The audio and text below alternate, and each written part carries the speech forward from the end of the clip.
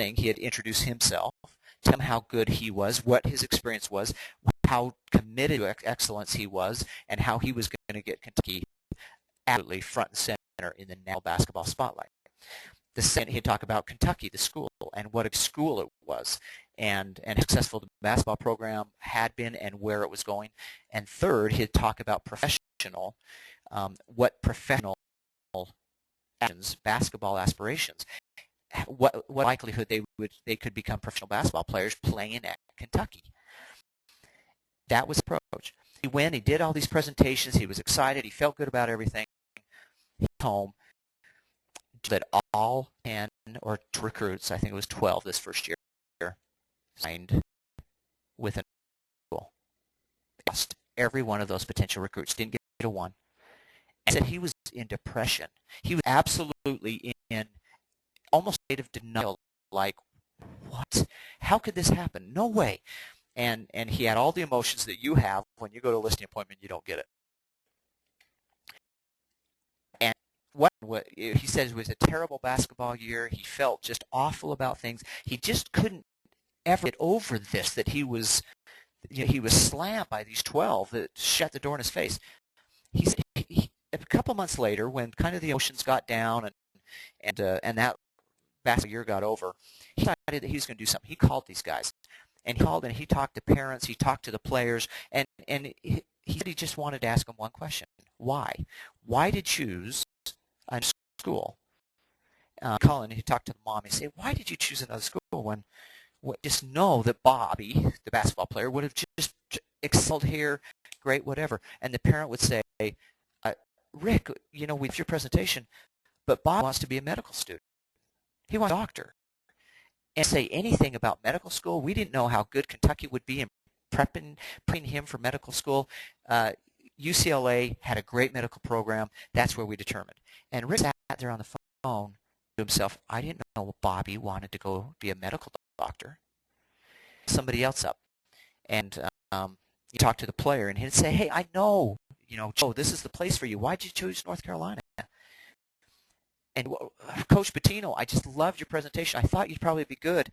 But very honestly, I needed a job. I wasn't sure I was going to get a scholarship, and I did a job, and I didn't know what kind of job opportunities were there at Kentucky. But North Carolina coach told me, that there was these opportunities, and for sure I'd have work, and it made me more comfortable to go there.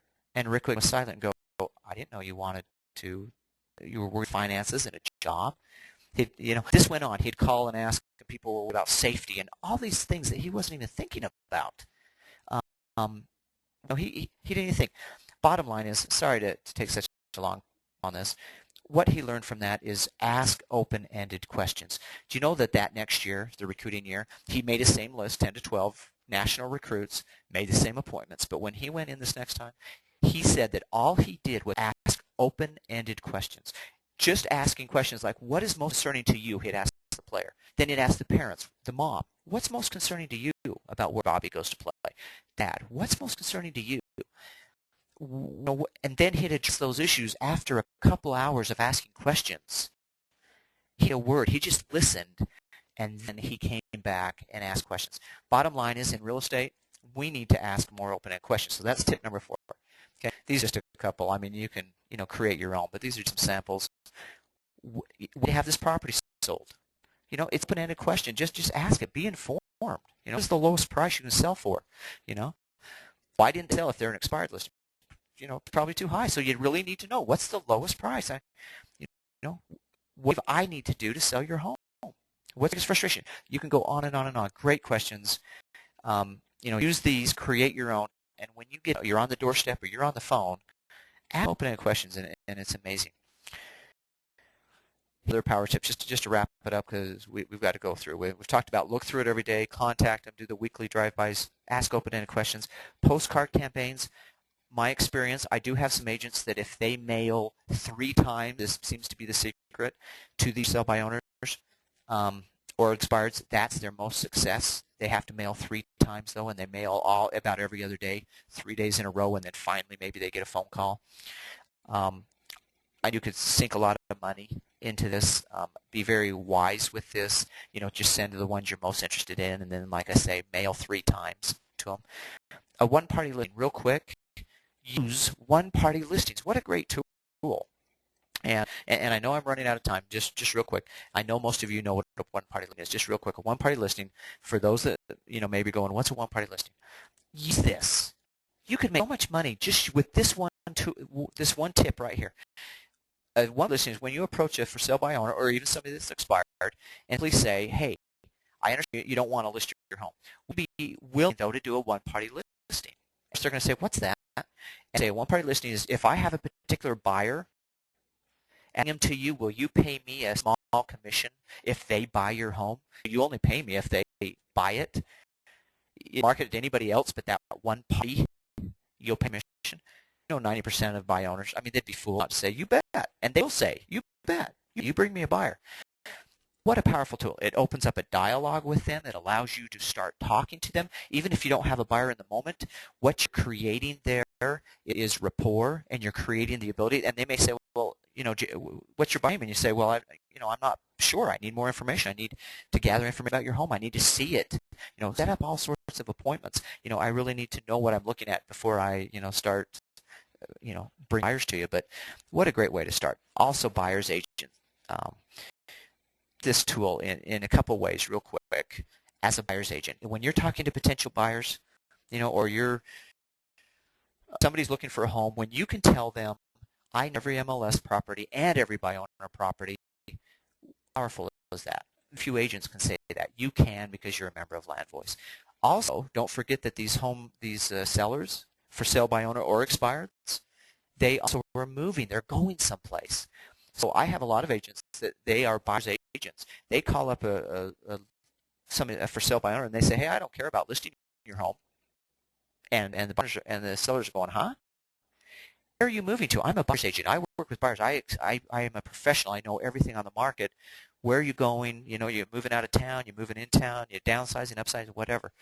What a great way to start conversations and to change it up a little bit. So the do not call, I'm not going to spend a lot of time because we're running out of time, but here's some suggestions that we've had a lot of agents say, and I've used as well, to handle the do not call. What you don't want to do, don't freeze up, because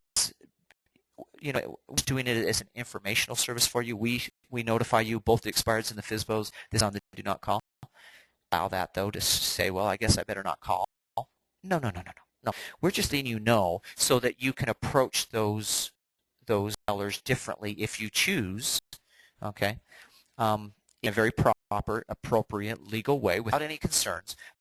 But by all means, you can still talk to these people, and that's the key. Number one, and a lot of agents doing this, I do this myself. This is my favorite way. You call up and you introduce yourself. My name's Brent. I'm with whatever agency. I'm interested in a buyer. I'm an investor, or I may have a buyer for your home. May I ask you some questions? That's my approach. Say, you know what? I'm even though I'm an agent, I'm an investor. I'm interested, or I may have a buyer that's good. May I ask you some questions? Say that, and once the conversation starts, that do not call is irrelevant at that point. You ask them any questions. They have invited you. When you've said, can I ask you some questions, and they say yes, you're on. Okay?